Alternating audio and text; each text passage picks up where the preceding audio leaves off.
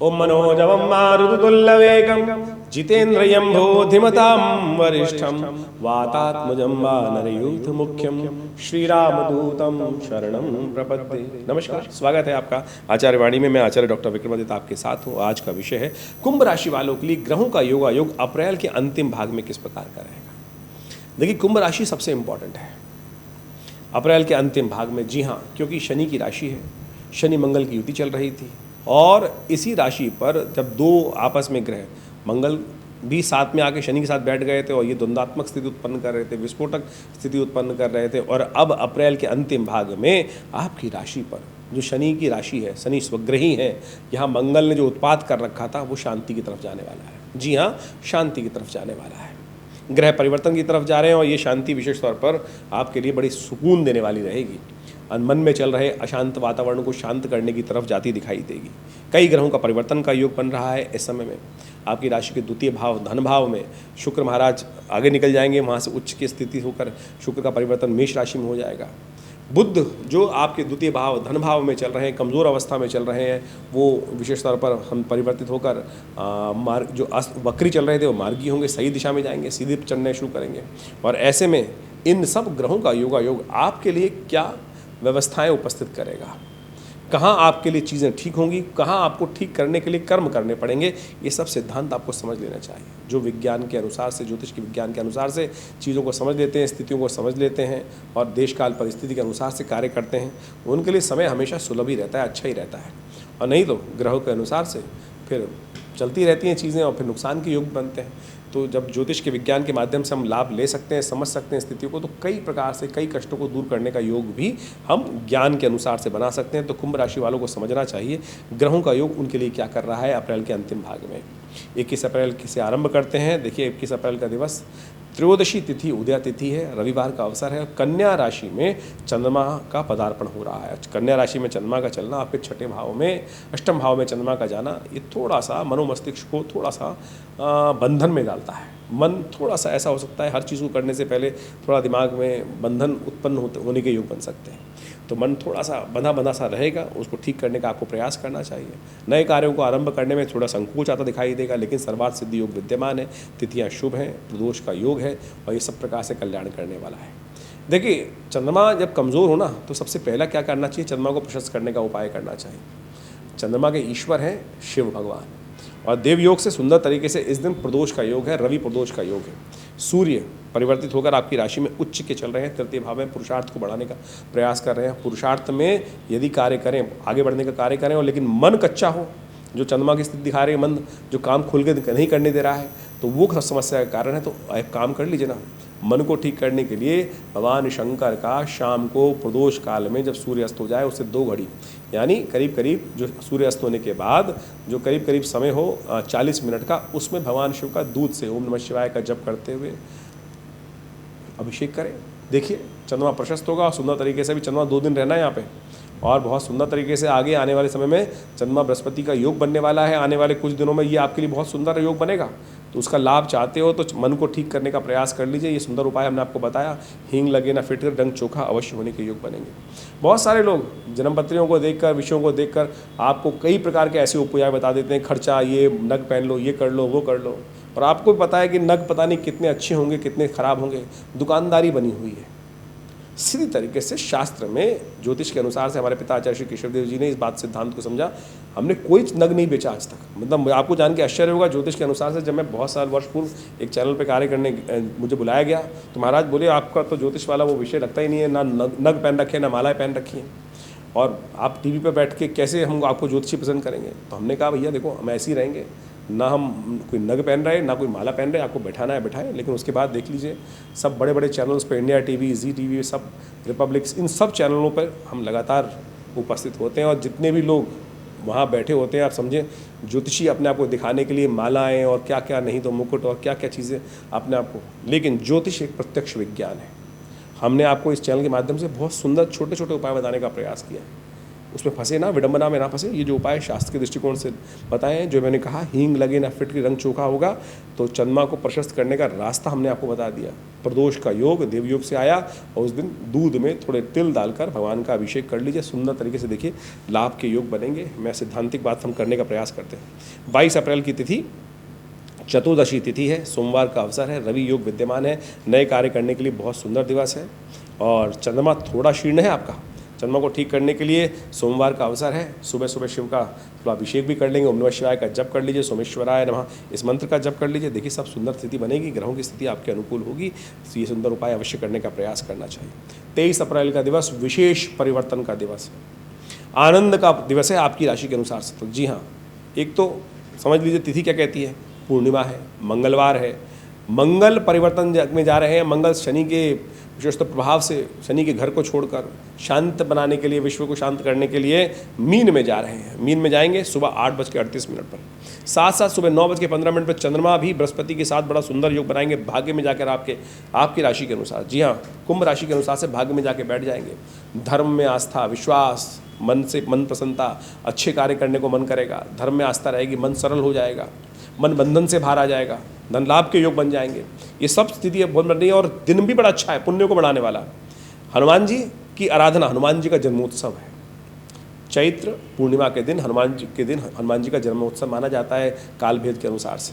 इस दिन आनंद भाव से हनुमान जी का पूजन करें। हनुमान जी प्रत्यक्ष है, हमारे शास्त्र के अनुसार कहा गया है अश्वत्थामा बलिर्व्यासु हनुमानश्च विभीषण कृपा परशुराम से मार्कंडे च अष्टमा। ये अष्ट चिरंजीवी हैं, इसमें हनुमान जी भी आते हैं और इस धरा पर स्वयं विराजमान रहेंगे। जब भगवान राम के साथ उनकी जाने की कहा कि राम जी चलें, राम जी जाने का समय आ गया साकेत धाम में, तो हनुमान जी का ना महाराज वहाँ क्या होगा, बोले हम वहाँ विराजमान होंगे। तो हनुमान जी ने कहा जहाँ आपकी कथा होगी मुझे वहीं आनंद आता है। तो इस धरा पर जहाँ जहाँ राम की कथा होती है, जहाँ जहाँ भगवान के नाम का संकीर्तन होता है, हनुमान जी स्वयं हर उस कथा में विद्यमान हो। चाहे आप इंडिविजुअल रूप से घर में बैठ के करते हो, चाहे आप सामूहिक रूप से करते हो, वहाँ हनुमान जी का आसन अवश्य देना चाहिए। हमको पहचान नहीं आती है, हनुमान जी आते हैं। तो हमने इस शुभ तिथि में आप अवश्य हनुमान जी का नाम लीजिएगा। देखिए ग्रह बड़े अनुकूल हैं, हमने आपको समझाने का प्रयास किया। और ऐसे में हमने विवेकानंद योगाश्रम में बड़ा सुंदर कार्यक्रम रखा है। हनुमान जी को चोला चढ़ाया जाएगा, वहाँ सिद्ध मूर्ति हमारे पिता आचार्य श्री केशव देव जी के द्वारा सिद्ध करके वहाँ प्रतिष्ठित की गई थी। और उनका बड़े श्रद्धा के साथ, हमने देखा है कहीं शादी नहीं हो रही होती है, वहाँ आके लोग चोला चढ़ाते हैं और मनोकामना सिद्धि का योग बन जाता है। कष्ट मुकदमे चल रहे हैं, शांति नहीं हो रही है, और हनुमान जी का पूजन करके उसमें भी निवृत्ति का योग बन जाता है। तो आप भी इस शुभ तिथि पर हनुमान जी के मंदिर में आकर वहाँ हनुमान जी को चोला चढ़ाएं। सवा मणि का भोग लगेगा, सुंदरकांड का पाठ रहेगा, शाम को बड़ा विशाल कार्यक्रम रहेगा, हनुमान जी के नाम से यज्ञ रहेगा। इन सब कार्यक्रमों में सुंदर तरीके से आप सम्मिलित हो सकते हैं। फ़ोन नंबर्स हैं, विवेकानंद योगाश्रम जमनापार लक्ष्मी नगर में स्थित है। आप आइए, सादर निमंत्रण है आपको। हनुमान जी को बड़ा विशाल भंडारे का सुंदर कार्यक्रम रहेगा, जो शाम को करीब 5 बजे से आरंभ होकर रात में 8-10 बजे तक, 11 बजे तक चलेगा कार्यक्रम। आइए, हनुमान जी का स्तवन करेंगे, पूजन करेंगे और कल्याण के योग बनाएंगे।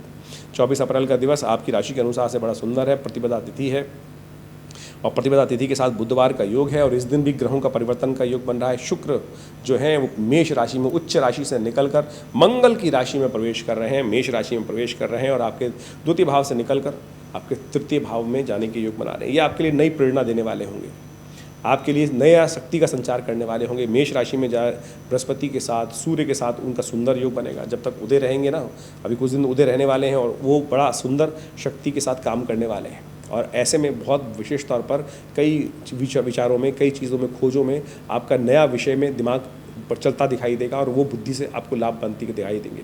ऐसे में माँ भगवती दुर्गा की उपासना कर लीजिए, बहुत सुंदर तरीके से और आगे बढ़ने के रास्ते बनेंगे। बुधवार का अवसर है, भगवान कृष्ण को भोग लगाएं मक्खन मिश्री का। हनुमान जी का, गणेश जी का पूजन करें, गणेश जी को चोला अर्पित करें, सिंदूर अर्पित करें, कष्टों से निवृत्ति के योग बनेंगे। वहीं 25 अप्रैल की यदि हम बात करें तो द्वितीया तिथि, बृहस्पतिवार का अवसर, और चंद्रमा थोड़े से क्षीण हो जाएंगे।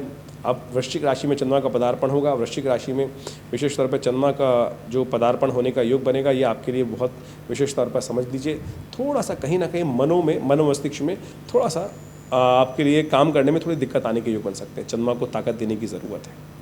चंद्रमा को ताकत जो विशेष तौर पर मिलेगी, वो मिलेगी पुण्य कार्य करने से, दूध का दान करने से। चंद्रमा को विशेष तौर पर हम भगवान शिव के मंदिर में जाकर, दुर्गा जी के मंदिर में जाकर खीर का भोग लगाने से, वैसे तिथि अच्छी है, ग्रहों का योग अच्छा है, लेकिन चंद्रमा थोड़े क्षीण है। इसका उपाय आपको लगातार करने का प्रयास करना चाहिए। लेकिन ये परिवर्तन रात को है, दिन में तो गज केसरी योग निर्माण है, तो आप आनंद भाव से काम करने का प्रयास कीजिए, सुंदर तरीके से कार्यों में लाभ प्राप्ति के योग बनेंगे।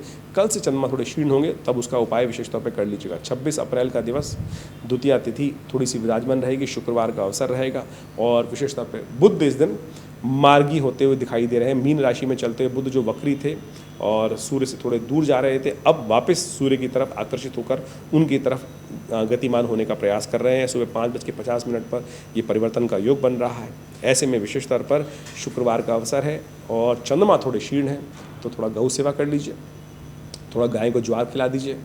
और ये गाय का पूजन करने से गाय के अंदर समस्त देवताओं का वास होता है, इसलिए शुक्रवार के दिन तो अवश्य गौ पूजन, गाय को चारा इत्यादि हरा चारा अवश्य खिलाने का प्रयास करना चाहिए। शुक्र प्रशस्त होगा। शुक्र महाराज आपकी राशि के अनुसार से अभी अस्त भी होने जा रहे हैं, और शुक्र के अस्त होने पर कई प्रकार के जीवन में विजय प्राप्त करने में, आनंद प्राप्त करने में कई बार कष्ट होने के योग बन जाते हैं, तो उसका उपाय आपको लगातार करने का प्रयास करना चाहिए। 27 अप्रैल का दिवस, तृतीया तिथि, शनिवार का अवसर और चतुर्थी का सुंदर व्रत है। गणेश जी का स्तवन करने से सुंदर तरीके से कल्याण के योग बनेंगे। शनि महाराज इन दिनों आपकी राशि में पूर्ण तरह से शक्ति में विराजमान है। उनका और शुभ करने के लिए थोड़ा सा गणेश जी का आशीर्वाद भी मिल जाए तो बहुत सुंदर रहेगा। विघ्नहर्ता गणेश जी को विशेष तौर पर पूजन करें, उनको मोदक समर्पित करें, पीले पुष्प अर्पित करें, कल्याण के योग बनेंगे। 28 अप्रैल का दिवस चतुर्थी तिथि उदया तिथि के रूप में है, और इस दिन धनु राशि में चंद्रमा परिवर्तन करके जा रहे हैं। ये गज केसरी योग का निर्माण कर रहे हैं। बृहस्पति के साथ संबंध चंद्रमा का बहुत सुंदर तरीके से बन रहा है। एकादशवें भाव में चंद्रमा लाभ की सूचना देते आ रहे हैं, और ये आपके लिए बहुत सुंदर योग बनाते दिखाई दे रहे हैं। ये चंद्रमा यहाँ पहुँचना आपके लिए बहुत कई प्रकार से सुंदर योग बनेगा। इसका पूर्ण लाभ आपको प्राप्त होने के लिए आपको विशेष तौर पर कुछ खास उपाय करने का प्रयास करना चाहिए। शुक्र विशेष तौर पर अस्त होने जा रहे हैं, ये समस्या का कारण है, तो शुक्र को थोड़ी शक्ति देने की जरूरत। गौ सेवा कर लीजिए, गाय को पालक खिला दीजिए, गाय का पूजन करें, गाय को हरा चारा खिलाएं, गाय की सेवा कर लें। थोड़ा सा गाय का सेवा करके शुक्र को थोड़ा शक्ति दोगे तो अच्छा रहेगा, अच्छे लोक योग बनेंगे। सर्वार्थ सिद्ध योग विद्यमान है। नए कार्यों को आरंभ करने के लिए दिन अच्छा दिखाई दे। धन आगमन की सूचना ग्रह दे ही रहे हैं।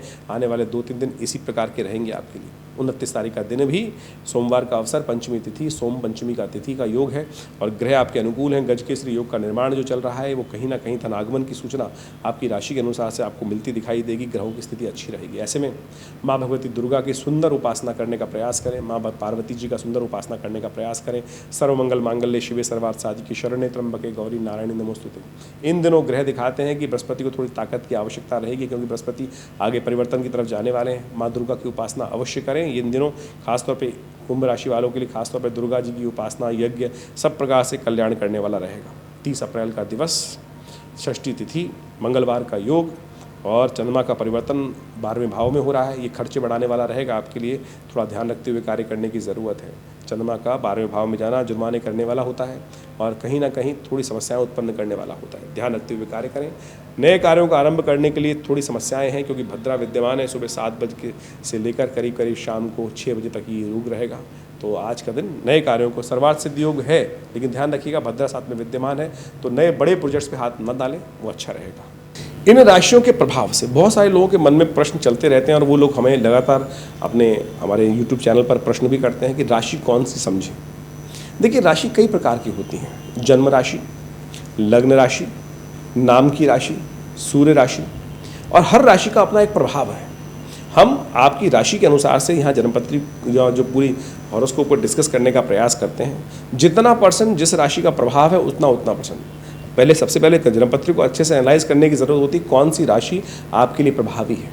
आमतौर पर जो ज्योतिष का सिद्धांत ये है कि जब जन्म नाम जो होना चाहिए वो जन्म राशि के अनुसार से होना चाहिए। जन्म का एक अक्षर निकलता है, वो राशि के अनुसार से होता है, लेकिन आमतौर पर संसार में लोग जो हैं उस राशि से, उस अक्षर से नाम रखते नहीं हैं। आप अपने जन्म नाम रख लेते हैं, फिर उसका एक प्रभाव हो जाता है, तो इसलिए वो नाम राशि बदल जाती है आमतौर पर, लेकिन उसका प्रभाव है। तो इसलिए आप जब आप जन्मपत्री आप स्वयं ज्योतिषी बनने का प्रयास करते हैं, राशि को फल सुनते हैं, तो आप सोचें जितना जितना जिस % राशि का उपयोग हो रहा है, कौन सी प्रभावी है, उसका उतना प्रभाव आपको देखने को मिलेगा। इसके साथ साथ जन्मपत्री में और बहुत सारे विषय होते हैं, दशाएं, अंतरदशाएं, ग्रहों की जन्म की स्थिति क्या है, किस प्रकार से कौन सा ग्रह कितनी ताकत में है, आपका जन्म जो हुआ है कितने राशि के अनुसार से, जन्मपत्री के हिसाब से किस लेवल पर है। व्यक्ति पहली मंजिल पर है, दूसरी मंजिल पर है, 100वीं मंजिल पर है, उसके हिसाब से बहुत सारी चीज़ों को एनालाइज करके जन्मपत्री का विश्लेषण करने का प्रयास करना चाहिए। हम जब जन्मपत्री देखते हैं तो उन सब चीज़ों का अध्ययन करके ज्योतिषी जो होते हैं वो सब व्यक्ति को बताने का प्रयास करते हैं। तो यहाँ हम गोचर का प्रभाव आपको जन्म राशि, लग्न राशि के अनुसार से, नाम राशि के अनुसार से हर तरह से आप देखने का प्रयास करेंगे तो आपको वास्तविकता धीरे धीरे समझ में आनी शुरू हो जाएगी और उस तरह से आप इसको बहुत अच्छे से समझने का प्रयास कर सकते हैं। इसके अलावा हमारा जो विवेकानंद योगाश्रम है बहुत सारे पराविद्याओं के क्षेत्र में लगातार कार्य कर ही रहा है। हम आपको लगातार इस सब संबंध में अवगत करा सकते हैं, कराते ही रहते हैं। और इस बार तो बहुत सुंदर तरीके से जो हनुमान जयंती का सुंदर अवसर है उसमें बड़ा सुंदर कार्यक्रम रहेगा। नित्य प्रति आश्रम में 8 घंटे करीब यज्ञ ही रहता है और आप अपने ग्रहों को ठीक करने के लिए अनेक प्रकार के शास्त्रीय उपायों को उसका वृहद वर्णन शास्त्र में जो वर्णित है उसके अनुसार ही हम जन्मपत्री को एनालाइज करके बताते हैं। मंत्र अद्भुत हैं, यज्ञ विज्ञान अद्भुत है और हमने देखा है कि मंत्र विज्ञान के माध्यम से अनेक उपायों को करने से कई प्रकार के कष्टों को दूर कर सकते हैं। देखिए, एक जीवन में जब कष्ट आते हैं वो भार के कारण ही आते हैं और जो भार बनता है वो हमारे किए गए कर्मों से होता है। शुभ कर्म करेंगे तो शुभ पुण्य उदय होंगे, अशुभ कर्म यदि हमारे द्वारा हो जाएंगे तो अनेक प्रकार के कष्टों को उदय करेंगे। उन कष्टों को ठीक करने के लिए हम अनेक प्रकार के उपाय शास्त्र में वर्णित हैं। मंत्र जप, यज्ञ, विभिन्न प्रकार के दान, विभिन्न प्रकार की औषधियों का सेवन, ये सब उपाय शास्त्र में वर्णित हैं। उन सब उपायों को करकर इन कष्ट का और जो पाप पुण्य जो है उनका अकाउंट घटा बढ़ा सकते हैं आप। और उनके घटने बढ़ने से समझिए आपके जीवन में पुण्यों का उदय होने से कष्टों से निवृत्ति प्राप्ति करने के योग बन जाते हैं। तो ये सब बड़ा वैज्ञानिक सिद्धांत है और बड़ा सीधा साधा सिद्धांत है। तो इसको समझने के लिए हम यदि प्रयास करेंगे तो बहुत सुंदर तरीके से समझ में आएगा। अच्छे कार्य करके आप अपने पुण्यों का उदय कर सकते हैं और जीवन के कष्ट, जब कष्ट आ रहे हो तो समझ लीजिए अपने जीवन में कहीं ना कहीं पुण्यों का अकाउंट कम हो रहा है। यदि आपके अकाउंट में बहुत बढ़िया पुण्य भरे हुए हैं तो आपके द्वारा यदि पूर्व जन्म में या इस जन्म में जब भी काम अच्छे करते रहते हैं तो क्या होता है कि जीवन में कष्ट का समझ में नहीं आता है। लेकिन जब पुण्य कम हो जाते हैं अकाउंट में तब छोटा सा कष्ट भार आया जीवन में और वो भयानक कष्ट दे देता है और भयानक दुख उत्पन्न करने के योग बनाता है। तो जब दुख आ रहा है तो समझ लीजिए पुण्य को बढ़ाने का समय है। पुण्य को अहर्निश जीवन में शुभ कार्य, हमसे पुण्य होते कम हैं। हर क्षण कहीं ना कहीं कुछ गलत कार्य हो जाता है। चल रहे हैं रास्ते में, कहीं कोई जीव हत्या हो गई, चींटी मर गई, ये सब कहीं ना कहीं घट रहा है, पुण्य को घटा रहा है। तो समझ लीजिए तो हमको उन पुण्यों को यथा हम जीवन में यदि सोचें शुभ कार्य कितने होते हैं, सुबह शाम तक यदि आप विचिंतन करने का प्रयास करेंगे तो मुझे लगता है आप कुछ ही लगेगा। और जहाँ अगर नेगेटिव काम जो हुए हैं उनको सुनने देखने का प्रयास करोगे तो लिस्ट बहुत लंबी हो जाएगी। कितनी बार झूठ बोला, कितनी बार आपके द्वारा अहित का कार्य हुआ, कितनी बार किसी व्यक्ति को दुख लगा, कितनी बार मुख से अपशब्द निकला, ये सब क्या कर रहा है? ये पुण्यों को क्षय कर रहा है। पुण्य बढ़ेंगे कैसे? किसी की सेवा करने से, धर्मात्मा काम करने से, अच्छे कार्य करने से, किसी को भोजन करा देने से, आशीर्वाद ले लेने से। कितनों का आशीर्वाद लेते हैं? आजकल तो लोग ऐसे हैं कि झुकने में भी लोगों को शर्म आती है, डर लगता है छोड़ो ना, क्या सम्मान करना है। देखिए एक बात समझ लीजिए, महाभारत का युद्ध आपको याद होगा, पांडवों के साथ क्या था? कोई सेना नहीं थी बहुत बड़ी, लेकिन पुण्य थे, सत्य था, आशीर्वाद था। दुर्योधन इतनी बड़ी सेना लेके बैठा था, उसके बाद एक ही चीज नहीं थी, केवल आशीर्वाद। यदि आशीर्वाद ले लेते हैं ना तो आप समझें तो आपके पुण्य बढ़ जाएंगे और पुण्य आशीर्वाद को लेने का प्रयास करें, देखिए शुभ होने के योग बनेंगे। यही सुंदर सिद्धांत है ज्योतिष विज्ञान को समझने के। ये ज्योतिष के साथ साथ जो ज्योतिष अकाउंट बताता है आपको अकाउंट में कितना खाली है, कितना भरा हुआ है, और बढ़ाने का जो तरीका है, घटाने का तरीका जो है अध्यात्म आपको समझाने का प्रयास करता है। हमने विवेकानंद योगाश्रम में इन्हीं सब चीज़ों के लिए, शोध के लिए बहुत सारे कार्य लगातार करते रहते हैं। आश्रम पर नित्य प्रति 8 घंटे करीब यज्ञ चलता ही है। रविवार को उस यज्ञ में सम्मिलित सब लोग हो सकते हैं। रविवार वाले यज्ञ में मंत्र यज्ञ के लिए, ग्रहों के उपचार के लिए, अपने बहुत सारे स्वास्थ्य के निमित्त महामृत्युंजय मंत्र जप इत्यादि करने के लिए बहुत सारे व्यवस्थाएं आश्रम में बनाई गई हैं। बहुत सारे शोध किए गए हैं मुद्रा विज्ञान पर, यज्ञ विज्ञान पर, मंत्र विज्ञान पर, औषधि विज्ञान पर। इन सब में लिए हमारे लिए बहुत सारे कार्य चलते रहते हैं। आश्रम पर एक बहुत बड़ा हॉस्पिटल बनाया गया है योग प्राकृतिक चिकित्सा आयुर्वेद के लिए, जो भारत सरकार से मान्यता प्राप्त है। तमाम सरकारी लोग जो सेंट्रल गवर्नमेंट के पैनल पे हैं, दिल्ली गवर्नमेंट के पैनल पे हैं, दिल्ली पुलिस के पैनल पे हैं, वो सब इस सुविधा को योग प्राकृतिक चिकित्सा में के द्वारा आयुर्वेद की चिकित्सा के माध्यम से लाभ ले रहे हैं। और हमने अद्भुत रूप से लाभ देखा है। बहुत सारे एलोपैथिक मेडिसिन के चक्कर में जीवन लोगों को निकल जाता है, चाहे लाइफस्टाइल डिसऑर्डर डिसीज़ हैं, डायबिटीज़ है, ब्लड प्रेशर है, शुगर है, और कमर दर्द, सर्वाइकल स्पॉन्डिलिटिस, बैक एक, हमने योग प्राकृतिक चिकित्सा के माध्यम से ऐसी सुंदर व्यवस्थाएं अपने संस्थान में रखी हैं कि आप उन समस्त सुविधाओं को लेकर अपने तमाम रोगों को दूर भगाने का प्रयास कर सकते हैं और सुंदर तरीके से ये सब चीज़ें काम करती हैं। इनका सब वैज्ञानिक आधार है। पूरे विश्व में आज लोग योग प्राकृतिक चिकित्सा आयुर्वेद का लाभ लेते हुए कार्य करने का प्रयास कर रहे हैं। तो आप भी बाकी जो चीज़ें जो इस संसार में आधुनिकता के नाम पर जो कार्य किए जा रहे हैं उसके साथ साथ इन भारतीय प्राचीन योग विज्ञान, आयुर्वेद विज्ञान, चिकित्सा विज्ञान के साथ लीजिए। हमारे पास डाटा ओरिएंटेड रिजल्ट्स हैं और हमने जो बहुत अच्छे से एनालाइज करके देखा है वो बहुत अद्भुत कार्य करते हैं। आप समझिए मुद्रा विज्ञान, मैं आपको यहाँ एक बात बताने का प्रयास करता हूँ। हृदय संबंधित रोग पूरे विश्व में आज परेशान कर रखा है। हर कोई गोली खाकर ही अपने ब्लड प्रेशर को कंट्रोल करने का प्रयास कर रहा है। ये मृत संजीवनी मुद्रा है। मैंने ये मुद्रा का अभ्यास हज़ारों लोगों पर करके देखा। बहुत पिछले करीब 50 सालों में इस मुद्रा आज से 1978 में मेरे पिता आचार्य श्री केशव देव जी ने इस मुद्रा की खोज करी। उससे पहले शास्त्र में कहीं वर्णित नहीं थी ये हृदय की मृत संजीवनी मुद्रा, और हमने इसका लाभ देखा। अद्भुत है। 3 सेकंड में this mudra is capable of giving the first to the heart patient. आप 100 बेटे टैबलेट लेंगे, उसमें भी टाइम लगेगा, लेकिन उससे पहले 100 बेटे टैबलेट मना नहीं करें, आप जो लेना चाहते हैं मेडिसिन लें, लेकिन उससे पहले ये मुद्रा कुछ देर अभ्यास तो करें। कुछ ही देर में आपके हाथ को साउंड कर कर ये आपके कष्टों को दूर करने का योग बनाएगी और सुंदर तरीके से लाभ देगी। इसके ऊपर बहुत सारी और पुस्तकें विद्यमान हैं और पुस्तकों में के माध्यम से हमने बहुत सारे उपचार के माध्यम बताए हैं इन समस्त पुस्तकों में। कान में दर्द चल रहा है, ये शून्य मुद्रा करके देखिए। 3 मिनट में कान का दर्द, कान की होने वाली समस्याएं दूर करने में लाभ देगी। ऐसी ही बहुत सारी मुद्राएं। बच्चों को याद नहीं होता है, आपको नींद नहीं आती है, आप रोज गोली खाते हैं, कुछ ध्यान योग का सहारा लीजिए, प्लस ये ज्ञान मुद्रा का अभ्यास। पहली उंगली अंगूठे के साथ इस मुद्रा को लगा देने से ये ज्ञान मुद्रा बन जाती है। ये हमारे आश्रम के द्वारा ही पूरे विश्व में मुद्राएं पहुंचाई गई मेरे पिता आचार्य श्री केशव देव जी के द्वारा। बहुत सारी पुस्तकें लिखी गई आश्रम में इन सब चीज़ों के ऊपर, और पूरे विश्व में आज जितने भी लोग मुद्राओं का उपयोग कर रहे हैं वो कहीं ना कहीं हमारी पुस्तकों के माध्यम से, हमारे आश्रम के शोध के माध्यम से ही कर रहे हैं। आप किसी वेबसाइट पे जाएं, आचार्य केशव देव जी का नाम डालें, मुद्राओं का नाम डालें, आपको पूरी ऑथेंटिसिटी प्राप्त होगी और बहुत सुंदर तरीके से इन सब चीज़ों का लाभ प्राप्ति करने की योग बनेगी। तो हम ये समझाएं कि ज्योतिष, अध्यात्म, मंत्र विज्ञान ये सब इंटर रिलेटेड है, ये सब का सब एक साथ चलता है। और हमने इन तमाम पराविद्याओं पर शोध भारतीय संस्कृति के अनुसार से हमारे इस आश्रम में पिछले 50 सालों से ये कार्य किए गए हैं। आप जुड़े विवेकानंद योग आश्रम से, आपका स्वागत रहेगा। हमारे जो संतान जो कार्यक्रम चलते हैं उन सब के बारे में आपको हम समय समय पर अवगत कराते रहते हैं इस चैनल के माध्यम से। और जो भी आपकी और भी कोई प्रश्न हो तो चिंता ना करें, हमारे नंबर्स पर व्हाट्सअप भेजें, आपने हमारे इस चैनल पर अपने कमेंट्स डाल सकते हैं। हम अवश्य उनका जो भी निदान होगा आप तक पहुँचाने का प्रयास करेंगे। धन्यवाद।